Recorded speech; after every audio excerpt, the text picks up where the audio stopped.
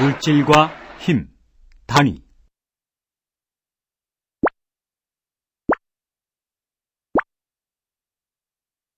안녕하세요. 오늘은 기계역학 두 번째 시간입니다. 본차 시에는 물질과 힘, 단위에 대해서 학습해 보도록 하겠습니다. 자네 몸무게가 얼마나 나가나? 아마 180쯤 될걸? 180kg? 에이, 아니지. 80kg 정도네. 내가 말한 것은 180파운드를 말하는 거야. 얼마 전에 미국에 다녀와서 아직도 단위를 미국의 단위에 맞춰서 이야기하는 습관이 있어서 말이야. 그럼 그렇지. 미국과 한국은 단위를 다르게 사용하고 있지. 이거야 그냥 작은 일이지만 단위를 잘못 사용해서 크게 사고가 나는 경우가 과학 분야에서는 종종 있지. 단위에 대해서 더 들어볼 텐가? 그래. 이야기해보게나.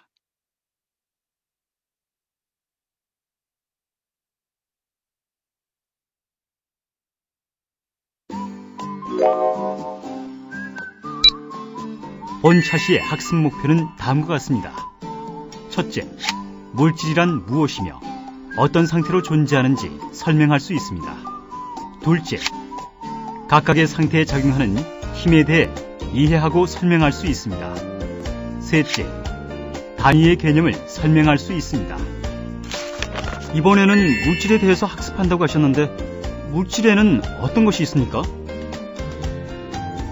물질에는 고체, 액체, 기체가 있습니다. 고체는 눈으로 볼 수 있으며 형상이 고정적으로 유지되는 것을 말하며 액체는 물과 같이 눈으로 볼 수는 있으나 일정한 형상이 없으며 용기라 불리우는 것에 따라 형상이 바뀌는 것을 말합니다. 안개와 같이 기체는 눈으로 보이거나 혹은 보이지 않는 것, 예를 들어 공기 등으로서 압축이 될 수 있는 상태를 일컫습니다. 아, 그렇군요.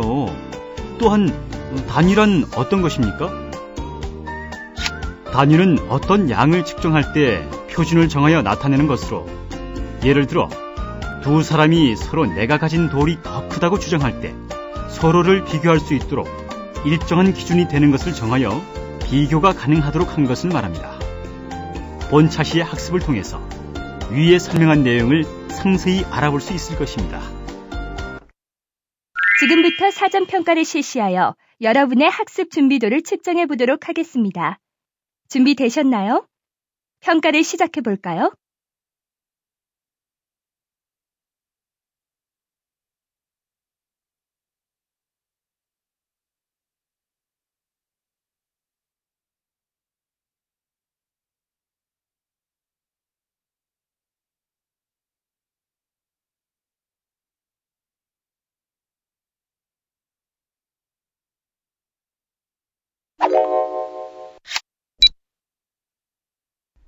(1983년) 캐나다 항공 143편 비행기가 창공을 날던 도중 연료 탱크가 바닥나면서 비상 착륙을 하게 되었고 일부 파손은 있었으나 다행히 많은 사람이 다치지는 않았습니다.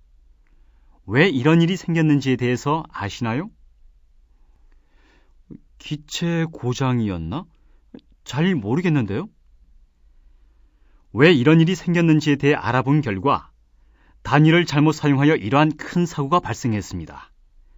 1982년까지 보잉사는 비행기에 필요한 연료량을 파운드 단위로 표시하다가 1983년부터 킬로그램 단위로 계산했는데 급유 담당자가 환산 인자를 잘못 계산하여 실제보다 약 3분의 1가량 적게 연료를 실었던 것이었습니다. 즉, 난 몸무게가 10이 늘었다라고 말한다면 10kg 혹은 10파운드라고 하는 공통 단위를 머릿속에 가지고 있는 것인데 공학자라면 어떤 수치를 말할 때는 단위를 반드시 붙여서 말해야 한다는 것을 꼭 명심해야 합니다.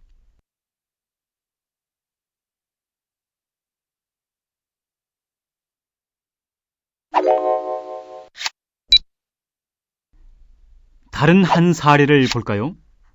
1999년에 나사에서 우주선이 실종된 사건이 있었습니다. 그 원인은 무엇일까요? 이 경우도 단위가 잘못되었나요? 맞습니다.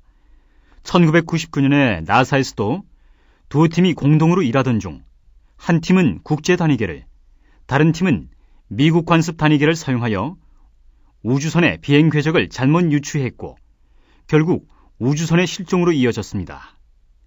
몇백 명의 국제적인 과학자들도 단위의 중요성을 간과한 결과 귀중한 정보 및 값비싼 우주선의 실종이라는 최악의 결과를 초래한 것입니다. 공학자와 기술자는 항상 단위를 점검하는 좋은 습관을 생활화해야 합니다.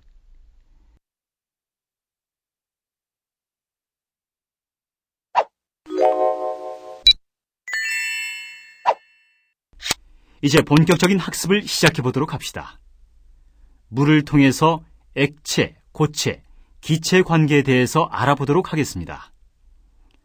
물은 상온에서 액체 상태로 존재합니다. 물을 100도씨로 가열하면 수증기로 상태가 변화합니다. 거꾸로 온도가 0도씨 이하로 낮아지면 얼음의 상태로 변화함을 알 수 있습니다.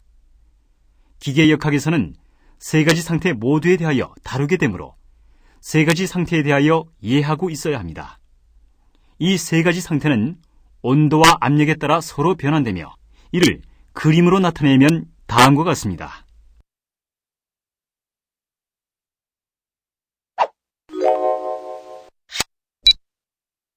그럼 각각의 상태에 대하여 좀 더 자세히 알아보기로 하겠습니다. 고체 상태는 일반적으로 기체, 액체에 대하여 사용되는 말로 금속이나 광물과 같이 일정한 모양을 가지고 있어서 외부에서 힘을 가해도 모양이 쉽게 변하지 않는 것을 말하며 목재, 상어와 같은 생물의 유물, 모래, 흙 등 금속의 가루도 고체라고 할 수 있습니다. 액체 상태는 액체라는 것은 물질의 고유한 성질이 아니라 조건에 따라서 기체로도 고체로도 변할 수 있는 물질의 존재 상태의 하나입니다.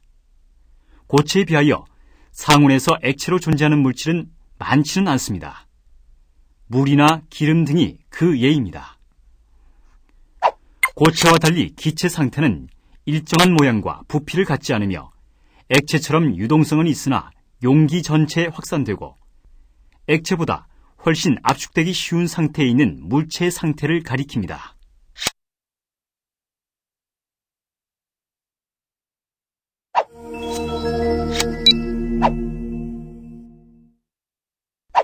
그럼 각각의 상태에 대하여 힘과의 관계는 어떤지 알아볼까요? 고체 상태에 작용하는 힘은 뒤이어 배울 고체역학과 동력학에서 자세히 다룰 내용이지만 고체에 가해지는 대표적인 힘은 인장력, 압축력, 전단 응력 등을 들 수 있으며 앞서 배운 뉴턴의 관성력 또한 고체 상태에 가해지는 힘들입니다. 열 전도에 의해 발생하는 열 응력 또한 고체 상태와 관련된 힘의 예입니다. 액체 상태와 기체 상태에 작용하는 힘은 유체역학에서 배우게 될 내용으로서 풍선이 뜨는 원리인 부력, 물체가 유체에서 움직이거나 유체 유동이 물체를 통과할 때 발생하는 항력, 항력과 유사하지만 유체가 구조물 주위를 유동할 때 발생하는 양력이 있습니다. 항력은 유동의 방향에 평행하게 작용하고 양력은 유체의 방향과 직각으로 작용한다는 점이 다릅니다.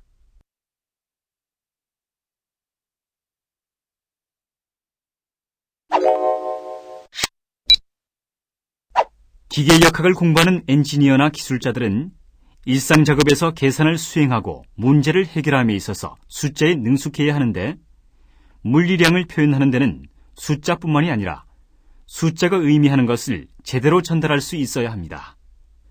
앞서 문제 상황에서 든 예처럼 단위를 잘못 사용하여 엄청난 손해를 입을 수 있음을 항상 기억해야 합니다. 공학도라면 어떤 물리량을 비교값으로 얘기하는 것에 신중해야 합니다.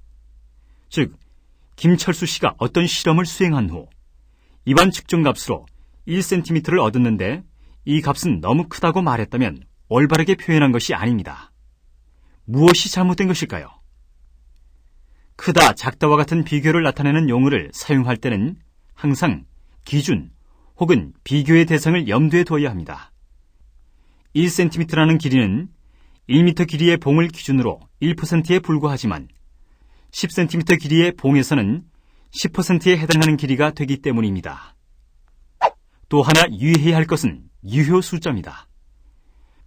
몇 미터 길이의 시료를 측정하는데 몇 밀리미터의 연연해서는 좋은 엔지니어 혹은 기술자가 될 수 없습니다. 논리적으로 근사값을 구하는 습관을 기르는 것이 필요합니다.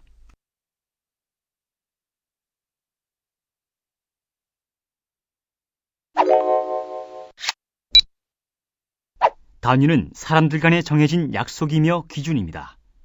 따라서 길이에 대한 단위도 나라마다 제각각이며 수도 없이 많은 단위가 존재합니다. 이에 1960년에 40개 나라가 모여 단위를 통일하기로 했으며 국제단위계 SI로 통일했습니다. 그러나 여전히 미국과 영국 등 많은 나라에서 미국 관습 단위계 혹은 영국식 단위계를 사용하고 있습니다. 대표적인 물리량의 단위를 미국 관습 단위계와 국제 단위계로 어떻게 표현하는지 아래 표를 참고하시기 바랍니다. 많은 공학 계산에서 아직도 미국 관습 단위계와 국제 단위계가 함께 쓰이고 있으므로 만일 여러분이 어떤 문제에 부딪혔을 때는 제일 먼저 단위를 확인하고 SI 혹은 USCS 한 가지 단위계로 통일하는 것이 실수를 방지할 수 있는 길입니다. 또한 메가, 마이크로, 나노 등 자릿수 크기 접두사에 대해서도 알아봅시다. 이러한 접두사들은 계산, 측정 결과를 복잡하지 않게 표현할 수 있도록 도와주며 실제 현장에서 많이 사용됩니다.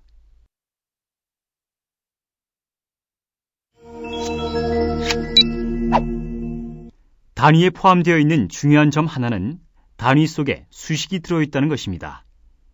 예를 들어 속도를 구하는 식은 어떻게 구합니까?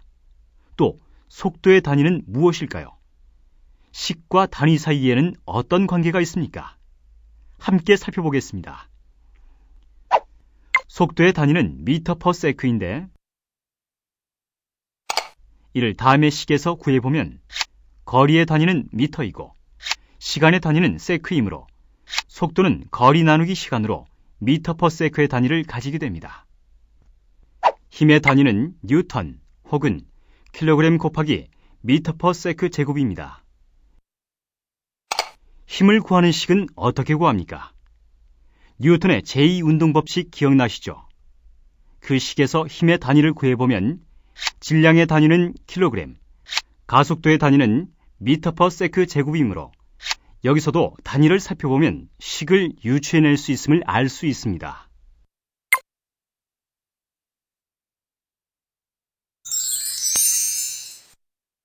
지금부터 오늘 배운 학습에 대하여 간단한 퀴즈를 실시해 보도록 하겠습니다.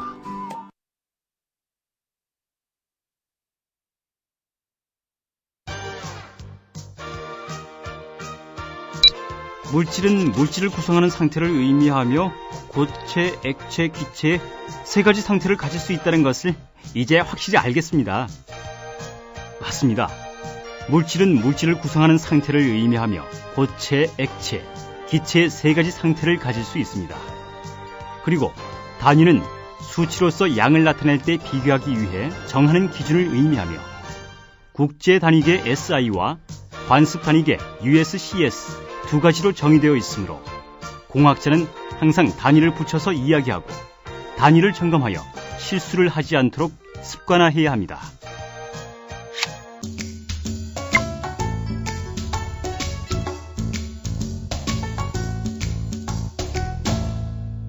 이것으로써 기계역학의 개요 중 물질, 힘, 단위에 대한 학습을 마치겠습니다. 다음 시간부터는 4시간에 걸쳐서 두 번째 모듈인 열역학에 대해서 학습하도록 하겠습니다. 의견을 입력한 후 저장하기 버튼을 누르시고 다른 학습자 의견 보기 버튼을 누르면 다른 학습자들의 의견을 확인할 수 있습니다.